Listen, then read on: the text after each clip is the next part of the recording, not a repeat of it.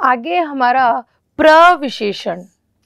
विशेषण शब्दों की जब विशेषता बताई जाती है उसे प्रविशेषण कहा जाता है।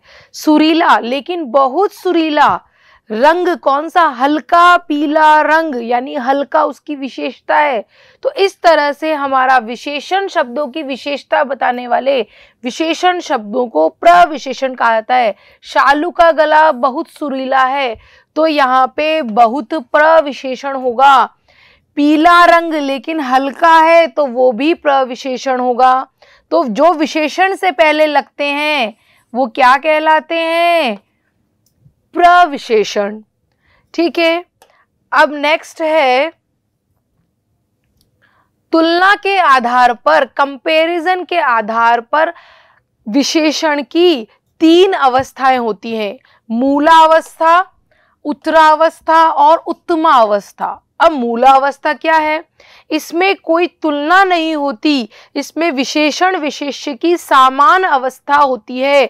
जैसे रिया के बाल लंबे हैं, तो लंबे हैं तो ये विशेषण है। मुझे लाल गुलाब पसंद है, गुलाब है लेकिन लाल है, ये इसकी विशेषता हो गई। ठीक है, तो ये मूलावस्था है। उत्तमा, 2 वस्तुएं या व्यक्तियों की तुलना करके एक को दूसरे से अच्छा या बुरा बताया जाता है, कंपैरिजन किया जाता है। तो रुचिका कनिका से अधिक बुद्धिमान है, तो यहाँ उत्तरावस्था हो गई। रवि आलोक की अपेक्षा समझदार है, तो यहाँ किससे कंपैरिजन हो रहा है, तो ये उत्तरावस्था हो गई। नेक्स्ट है उत्तमा, इसमें 2 या 2 से अधिक व्यक्तियों वस्तुएं स्थान की तुलना की जाती है और एक को सबसे श्रेष्ठ और दूसरे को सबसे कम बताया जाता है। अभी तक तो इसमें कंपैरिजन किया जा रहा था लेकिन अच्छा बुरा नहीं बताया जा रहा था, अपेक्षा या अधिक बताया जा रहा था। इसमें सबसे ज्यादा और सबसे कम की तुलना की जाती है, इसे उत्तमा अवस्था कहते हैं। जैसे कहते हैं उत्तम, तो उत्तम से ही समझ लेंगे कि हम इसमें उत्तम बताते हैं। श्रेया कक्षा की सबसे अधिक बुद्धिमान लड़की है, यानी इससे अधिक कोई है ही नहीं, तो यहाँ पे वो उत्तमा अवस्था हो गई। श्रेया ने परीक्षा में अधिकतम यानी सबसे ज्यादा अंक प्राप्त किए, तो ये विशिष्ट हो गई, श्रेष्ठ हो गई। विशेषण की उत्तरा और उत्तमा अवस्था बनाने के लिए तर और तम प्रत्यय जोड़ दिया जाता है। यहाँ पे तर है और यहाँ पे तम है, अधिकतम। ठीक है, तो तम तो किसमें होगा? उत्तमा में, और तर किसमें होगा? प्रत्यय जहां अधिकतर और अधिकतम। आप देख लो, अधिक मूलावस्था में होगा, अधिकतर यानी कंपैरिजन होता है तो वहां पे उत्तरावस्था है, और अधिकतम हो गया, ये डिग्रीज होती हैं आपकी, आपने पढ़ी होगी इंग्लिश में, ये डिग्रीज होती है। है ना, मूलावस्था, उत्तरावस्था, उत्तमावस्था, कंपैरिजन। ठीक है, नेक्स्ट है कुछ मूलावस्था और इसके उदाहरण है।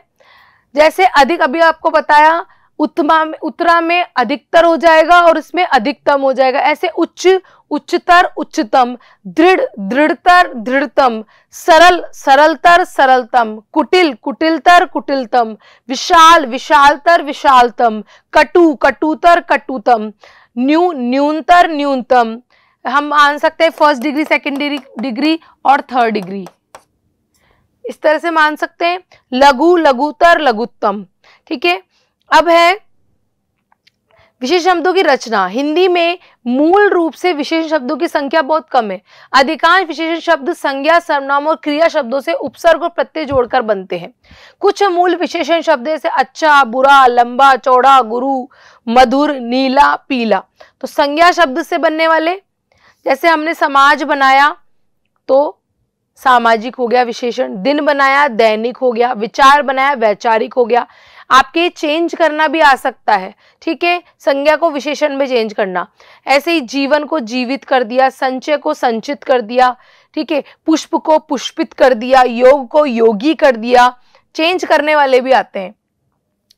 नेक्स्ट है, जैसे ये है ईय, भारत है भारतीय, रंग का रंगीला, चमका चमकीला, विशेषण बना दिया। चाचा का चचेरा, फूफा का फुफेरा, स्वर्ण का स्वर्णिम, अंत का अंतिम, भाग्य का भाग्यवती, पुत्रवती, इस तरह से। ऐसे क्रिया का बनेगा तो खा का खाऊ, खाना तो क्रिया बन जाएगा, लेकिन जैसे हम खाऊ, वो बहुत खाऊ है, यानी उसका विशेषण बन गया। लिख का लिखाऊ, बेच का बिकाऊ, चल का चलाऊ। अव्यय से बनने वाले भीतर भीतरी, आगे अगला, अंदर अंदरी अंदरी, ऊपर ऊपरी, बाहर बाहरी, पीछे पिछला।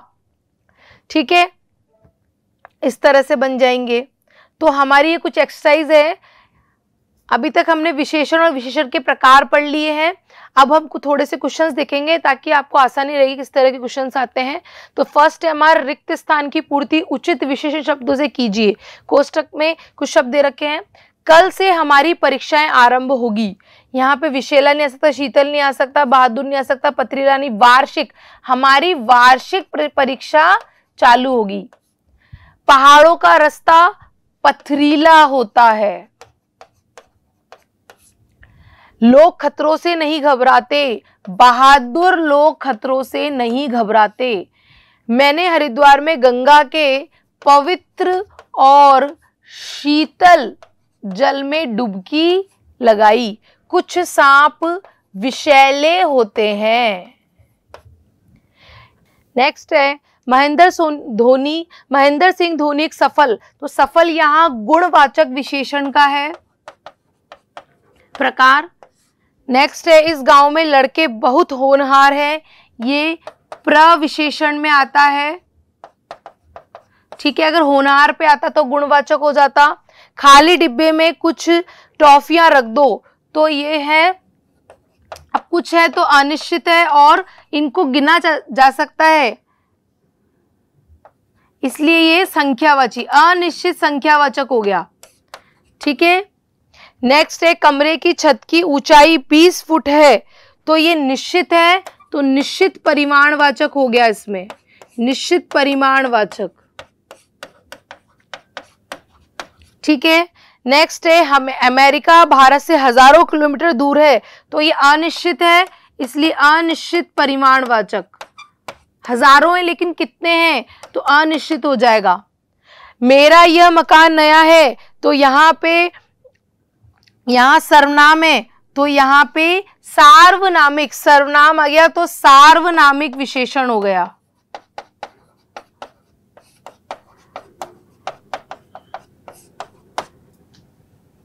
ठीक है, तो इस तरह से हमने कुछ विशेषण से संबंधित थोड़ी सी एक्सरसाइज करी है। आशा करती हूँ आपको ये चैप्टर समझ में आया होगा।